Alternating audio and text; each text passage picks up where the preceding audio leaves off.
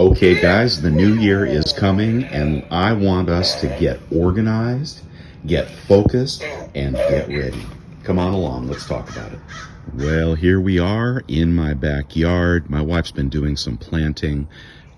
As those of you that followed me on the purchase of this home, you know there was nothing down here on the bottom acre when we bought it. But anyway, I'm just going to take a little walk around the yard this morning. It is a new year coming, and it is time to get organized. The first thing you want to get organized is where you live, right? Where you lay your head at night, and where your family is.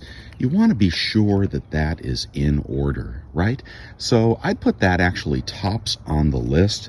That and this is also why I did the poll the other day about what you're doing with your money.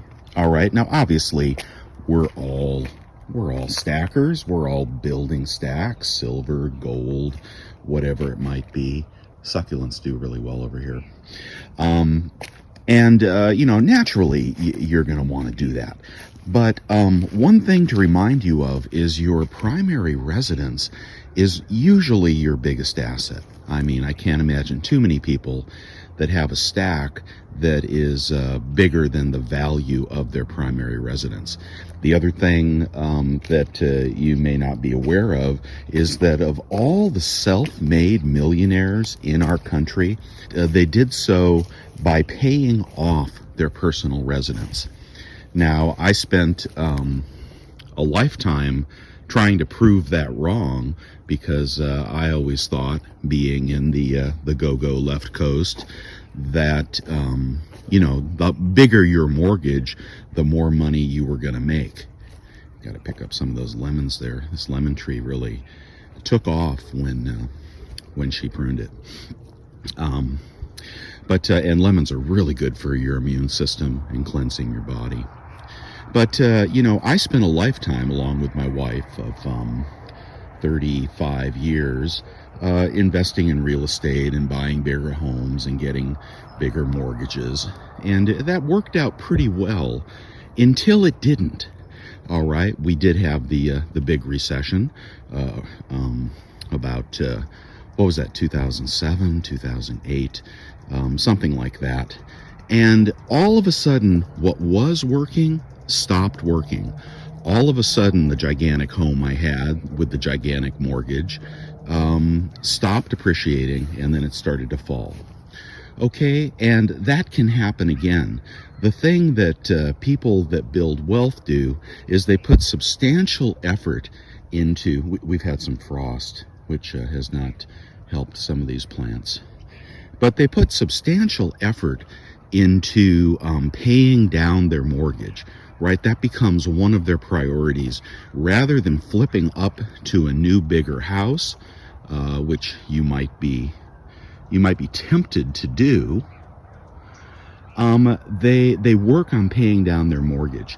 After they have paid off their house, if you can believe that's possible, then they have so much extra cash flow that they are able to invest, and work on building their net worth without the drag of a humongous mortgage. If you live in a place where property prices are really low, then this may not make a lot of sense. But if you live, like many of us do, in a place where property prices are rising quickly, didn't this hill turn out nicely that she did? Very nicely, but I think that tree there died, the big one. Then spend some effort thinking about paying down your primary residence as you build your stack, right? Leave some room to pay down on that mortgage. All right, I'm going to move off that subject, but that is how people get rich. They get rid of their debt, and then they focus their income on other speculative matters, right? All right, in the world of stacking, I've said this before, but I will say it again. Separate your bullion from your collectibles. If you have collectibles, you want to be able to have your weight that can be moved quickly and liquidated quickly on a spike in silver prices, or gold prices for that matter. You want to have that available and organized, and this would be your low premium bullion. The bullion that you'll schlep down to the LCS with and trade out for gold, perhaps, or just trade out for cash and pay off your house, whatever you may be doing with it. So get yourself organized between your collectibles and your bullion stack. Of course, collectibles are there to be speculated and sold, but the bullion stack is there to be traded when you need to trade it. Here's one you may have not thought about. Depending on your family situation, you make a treasure map for your family. Make sure they know where your gold and silver is. You do not want to get in a car accident and say, you know, okay, goodbye Louie, well, where's all his silver and gold? Nobody knows, right? And then they start tearing up the house and digging up the yard and God knows what else. So, you know, I'm not sure where you put this. Perhaps you put clues around, perhaps it's in a safe deposit box, perhaps not. The best thing you can do, in my opinion, is designate a wingman. All right, this is somebody that you trust implicitly. Now this tree was not doing well down here. I'm not sure why she replaced it with this one, but I don't know why the same tree in the same place would do any better. I'm not sure about that. Oh, that's a shame it died. That is a shame. I love that little tree. I think it needs a little more shade than it was getting here.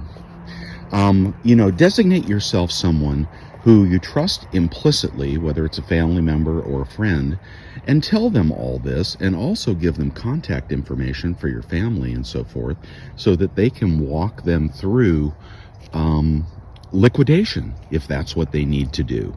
Don't just leave a pile somewhere that nobody knows what's in it, right? And you might do what I do, just completely miss the platinum and think it's all silver and sell it too cheap. Don't do that, right? So who is your wingman? Who knows about your silver? Where's your treasure map to your silver? Hopefully your silver and gold is not sitting out in a big pile somewhere where it's easily stolen, right? So you do have to think about that, because nobody lives forever, and you know, you could be gone tomorrow. What would happen? And of course, do protect where you put your silver and your gold. Do hide it, disguise it, squirrel it away. Yeah, secret panels in your home's walls, perhaps in the floor, perhaps in a safe that is disguised, perhaps there's a safe that is the real safe, and perhaps there is a decoy safe where you put a couple of things in, and if you have a home invasion, then you know, you take them to the decoy safe, right? But you know, definitely be careful where you are putting your silver. Okay, getting focused. Do you have a plan for the new year? What does your plan involve? Is it dollar cost averaging? Is it trading the gold to silver ratio? Is it buying on dips? What is it that you, what is your plan? Are you just mesmerized by the fluctuation in prices and not sure what to do? Well, you'll notice that here we are in the low 23s again, when everyone was predicting, you know, much lower levels when we were down at 21, 22. So if you were dollar cost averaging, you definitely would have continued to buy when it was a little cheaper. Now it's a little more, but the premiums are coming down. All right. And I don't mean on everything. And I kind of wish I would stop seeing the videos where people are very fatalistic about what they call high premiums. All right, yes, there are high premiums on some things. And if you take that attitude that everything is a high premium, then you just won't even look. But the reality is there are deals out there every day. A day or two ago, I saw kilos, silver kilos at $1.99 over spot. All right. I saw Germania Mint bullion bars at $2.35 over spot. And of course, the 100-ounce bars, which I don't recommend, are, also often $2 over spot. You don't have to go out and buy a $35 Silver Eagle or a $32 Silver Eagle. It is not necessary. Sovereign coinage is not necessary. What's necessary is silver bullion. When you go into your LCS and you have a box of silver bullion, he'll know if it's authentic or not. He'll be able to test it. He'll give you spot for it. Okay, maybe even over spot. So, people think that they have to pay the extra $4, $5, $6, $8, $10, $12 premium to get sovereign coins with a face value on them, but it's a fallacy.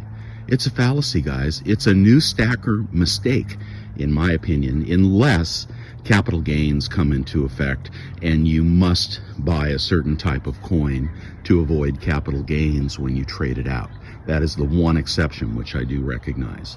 But kilos are a little less desirable than 10-ounce bars, right? Because they cost more. But no reason to buy that Silver Eagle. I sure hope you join the anti-squeeze and stop buying Eagles altogether for right now, but I do not want to stop buying silver because I think it's a bargain. Why is it a bargain? Well, GSR 80 to 1, holding and now starting to drop. So, silver in relation to gold is cheap if you can keep those premiums down. But whatever your plan is, work your plan.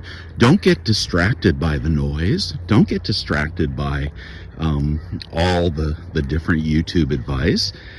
Work your own plan. It's for you, and it's tailor-made for you. That doesn't mean you have to check in with somebody else to figure out what to do. Now, I have said it many times that you need to be prepared, and one of the things that you need to be prepared for is a rapid escalation in the price of silver or gold. And what is your plan if that happens? If we start pushing back up, you don't want to be thinking about it. You want to know what your number is. Personally, I use the GSR to tell me what to do. When it's high, I buy silver, I sell gold. When it's low, I sell silver and buy gold. I hope I said that right. And that's all I do. It takes all the work out of the equation. Right now the GSR is high. But if the GSR spikes down to 60 and silver is sitting at 28 or 30 or 35, are you ready to move? Are you ready to liquidate if that's what you want to do, or move some of it out of your stack in favor of gold? Do you have a relationship with your local coin shop? It's really, really helpful to have a primary local coin shop and build a relationship. Go in there and buy some things from time to time. Go in there and sell some things from time to time. If you haven't learned how to sell yet, then you're not ready. You're not ready. Start learning how to sell. If you don't sell, you can't capture the appreciation when it happens and then reload when the price comes back down. A motorcycle going up the hill. There he goes. They're building houses down there. Lots and lots of them. That's why we're planning to put in more trees down in the bottom when this vacant lot here in back of us gets developed. There have been new technologies in septic systems that are allowing virtually any large lot to be developed, whereas a lot of them, if they wouldn't perk, you couldn't sell them. They were worthless. So keep that in mind if you're working with raw land and so forth. But develop that relationship and be ready. Be ready. I strongly suggest you sell a couple coins on eBay and learn how that works. It works really, really well in spite of the fees. If you have a piece of bullion you paid $30 for and it's selling for 90, go ahead and flip it out and replace it. But anyway, you may not want to do that. But selling is going to be key to maximizing your profits. Okay, I'm going to start winding this down. Let me get back up to the house. Here's another pretty tree, kind of a weeping pine tree. And there's some black forest pines that she just put in. A couple of those. Cool, huh? This is where I pour silver. My new tough shed. Still kind of a mess back here. I asked her to put me some really big trees on the hillside here. So here we go. They will get big, right? You got a plan for the future, right? That's going to give me some shade in the shed here. But you know, be ready. You want to be buying when other people are giving up, and you want to be selling when other people are buying. It's as simple as that. Isn't that beautiful? And you know, turn off the noise. Don't check the prices every day. You don't need to. Silver will be lower and silver will be higher. When it is, act accordingly. Work your plan for your future, however it is that you think your future should look.